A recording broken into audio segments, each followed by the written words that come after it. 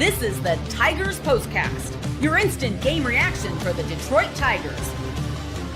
Part of the Locked On Podcast Network. Your team every day. Oh boy, say it ain't so. It's a live Locked On Tigers postcast, and the Tigers have been swept by the Cleveland Guardians. The lead is down to 3.5. The meltdown continues. The collapse continues. And it feels like a laugh or cry kind of episode. That's how fired up I am. Welcome in to the live Locked On Tigers postcast. I'm your host, Jake Riepma. We'll go over what happened over the course of this afternoon at Comerica Park and for the entire 3-game series as the Guardians take all three. The Tigers continue to lose, and as I mentioned, are in serious jeopardy of choking away the division and maybe even in a playoff appearance all the way around. We'll look ahead to the Atlanta Braves series as well as the Tigers close out their final homestand at Comerica Park of the season, and maybe just entirely, because who knows if this team is making the playoffs. But this is the Locked On Tigers postcast, free and available wherever you get your podcasts, and of course on YouTube. It's all part of the Locked On Podcast Network, your team each and every day. Go ahead and like today's video and subscribe. Make sure you check out Locked On Tigers with Scott Bentley as well. Your comments, they're always welcome. I want to hear what you have to say. Hopped on a little bit later because I wanted to hear what AJ Hinch had to say. And when we do our immediate post-game shows, I often miss what AJ Hinch has to say. And I just wanted to watch his press conference in its entirety. So we'll go over that as well. I've got my thoughts. But fire up that comment section. Let it all out. The Tigers lose 3-1 to the Cleveland Guardians. 4 total runs in 3 games. And we begin, before we even get into all the comments, we begin where we always do, our biggest talking point. This is what you'll be talking about. The last thing I want is for this to come off like a victory lap. It's certainly not that. I love the Detroit Tigers. You love the Detroit Tigers. We're passionate fans. That's what this instant reaction show is built on, the passion for the old English D and the Motor City in general. So this is not a victory lap. This is my worst fears being realized. And that's the fact that this team's not equipped to handle or able to overcome a losing streak like this. And they can't stop the bleeding and make whatever reason or whatever claim you want to as to why that's the case, but we're seeing it. And maybe they do. Maybe they do go on and somehow find a way to sweep Cleveland in a couple of days here, or more importantly, the game's right in front of us, take care of business against Atlanta. It's not over. It's September 18th. But this is why the trade deadline, you had to take inventory of this roster, see what needed to be improved, and proactively improve your baseball club to capitalize on this window. You're the best team in baseball for a portion of the season. And it's my anger, my frustration, all of it is, yes, it's directed at the players. They got to go out and perform. They can't score 4 runs in a 3-game series. Bullpen's got to be better. But these types of shortcomings were forecastable. You're able to look ahead and say, we're at risk in this area. And team building is a sport.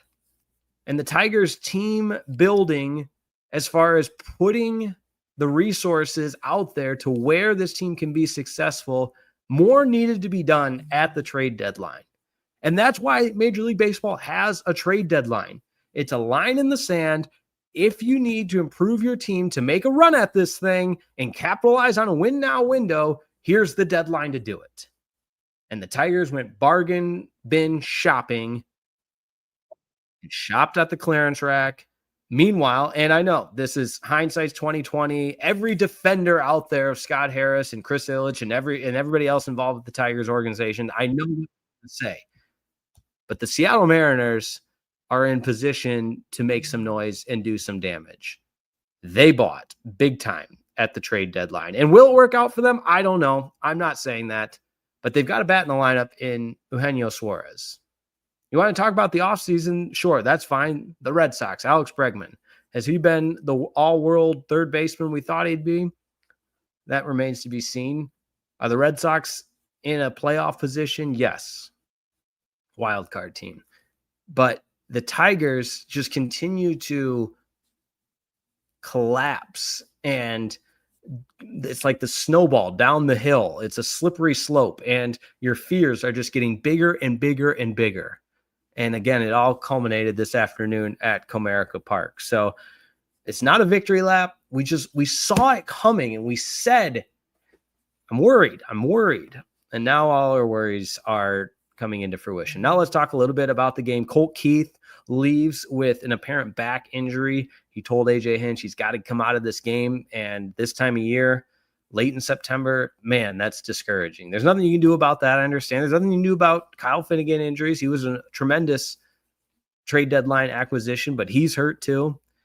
And what feels like the walls closing in, it's happening. So I say all that, and listen, I want to read every single comments. I know they've all come in here, and I appreciate that. I really do appreciate every single listener that tunes into this show every day. But we watch 162 of these games, and it just felt like more could have been done to prevent what we're seeing happening right now. And it's the worst time to play your worst baseball.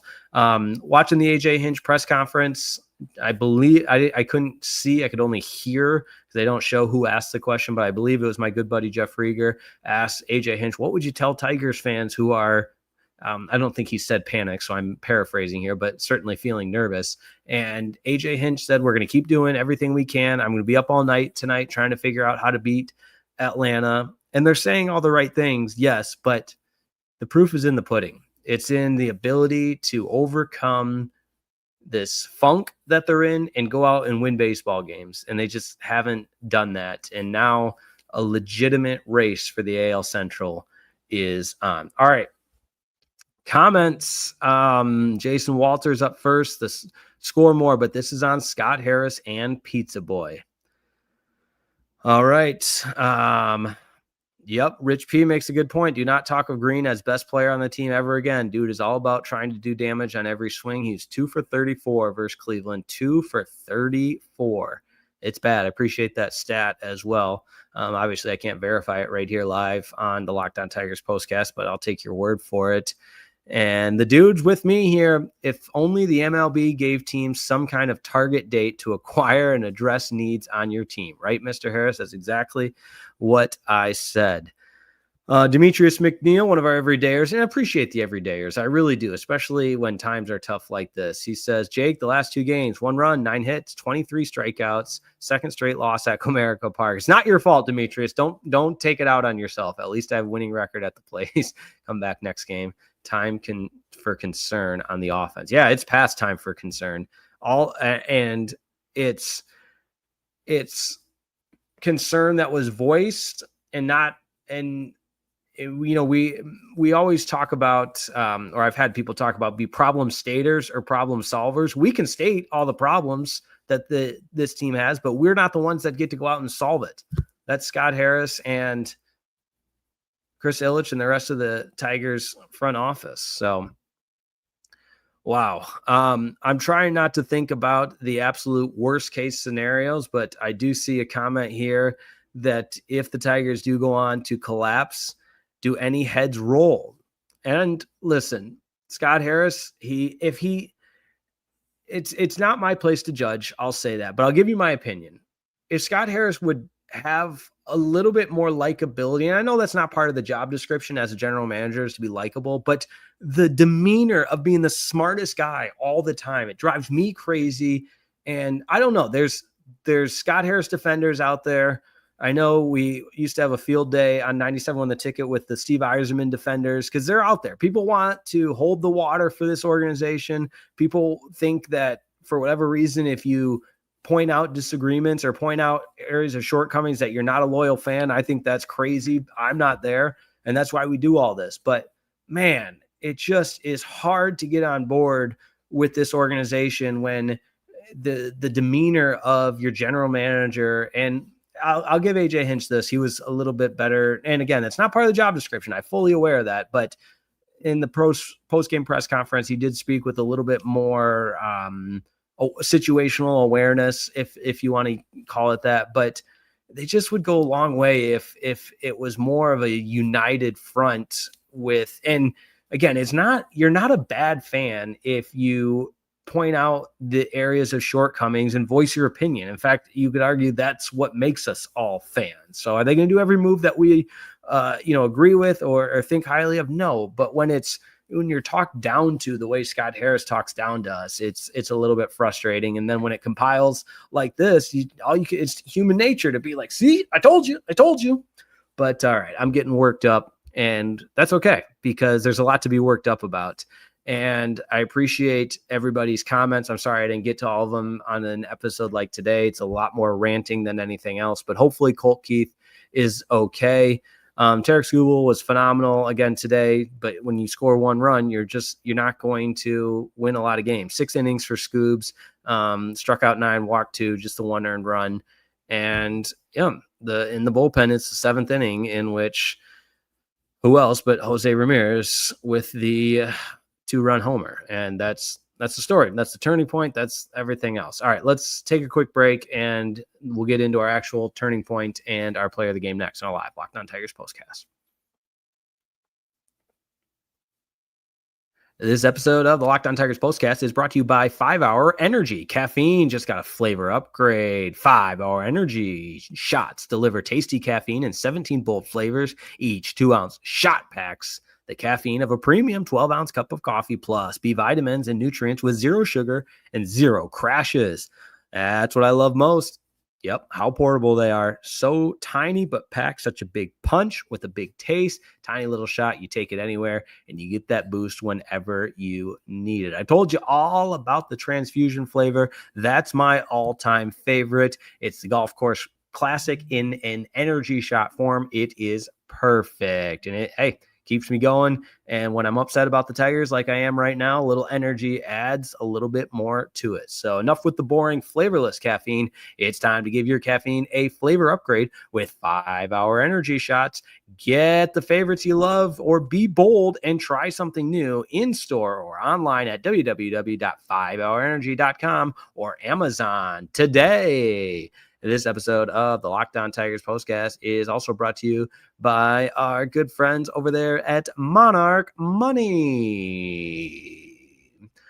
Not everyone can name their worth or even know where all their accounts are. I'm talking 401ks, properties, investments. And when you don't have the full picture, you can end up leaving money on the table. That's where Monarch Money comes in. It's an all-in-one personal finance tool that brings your entire financial life together in one clean, easy-to-use interface right on your laptop or your phone. Monarch is built for people with busy lives. If you've put off organizing your finances, well, now is the time, and Monarch is for you. Monarch does the heavy lifting for you.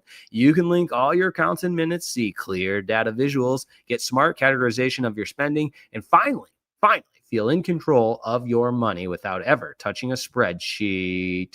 And you can identify where you're saving or maybe where you're spending a little bit too much. Monarch helps you notice the inefficient investment allocation and discover forgotten 401ks from past jobs. So don't let financial opportunities slip through the cracks. Use code LOCKDOWNMLB at monarchmoney.com in your browser for half off your first year. That's 50% off your first year at monarchmoney.com with code LOCKDOWNMLB.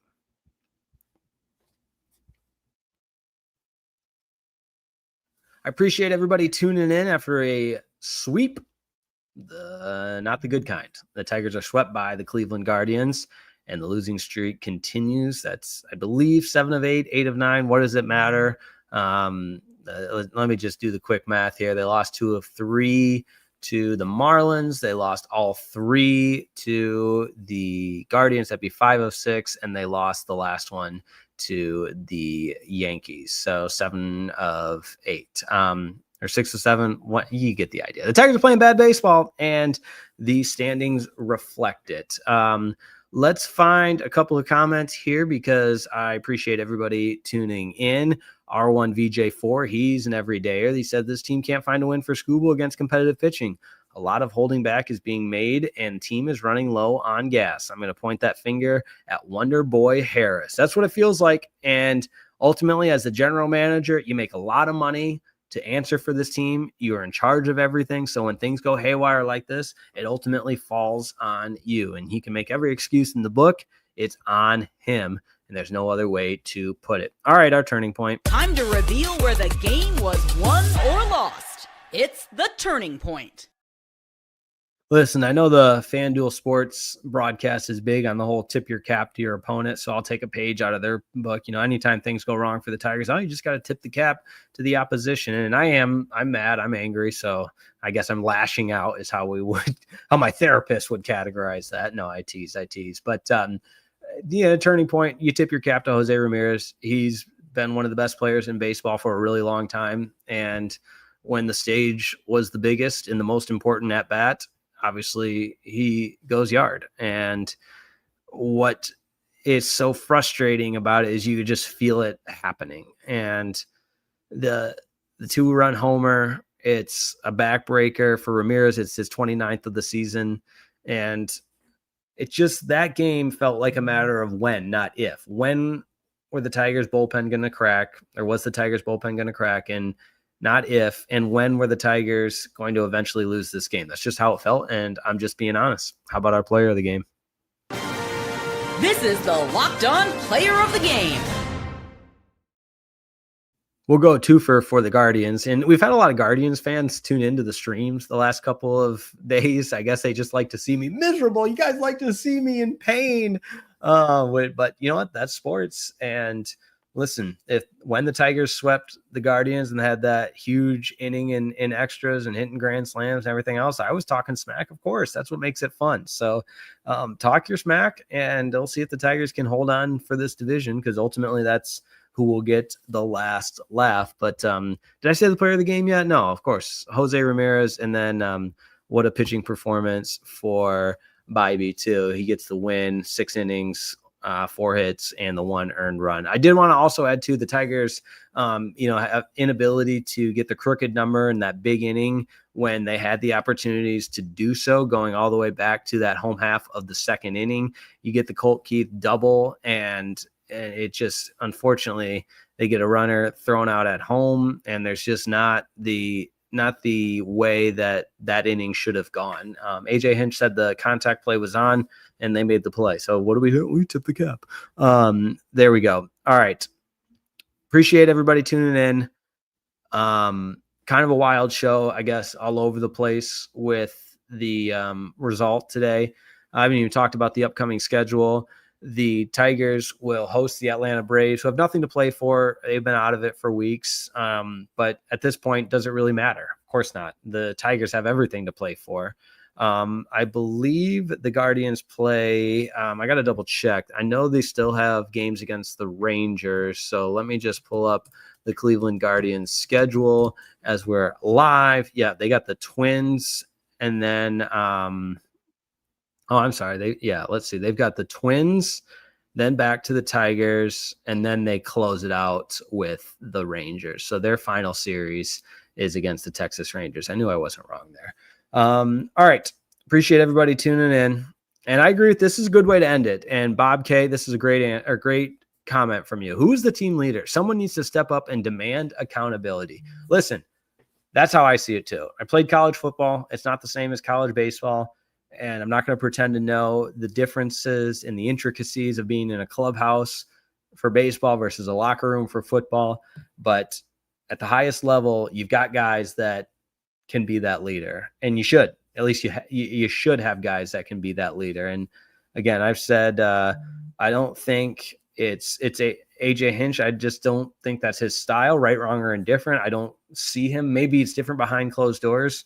Like I said, I haven't been in the clubhouse in a couple of years like I used to be for 97 Won the Ticket, but the player accountability could go a really long way. And I think it's Tarek Skubal. It's got, just because, you're thinking of who are those guys that can be vocal leaders and just say the buck stops here. And like I saw another comment that said talk is cheap, and it is. It's got to happen on the field. And there is an element of not pressing too much, but at the same time, have some GD pride. So Tigers, Braves, that's this weekend. We'll do it then. Locked On Tigers Postcast. Make sure you like today's video, subscribe. Appreciate everybody tuning in. Check out Locked On Tigers with Scott Bentley, and we'll see you tomorrow night.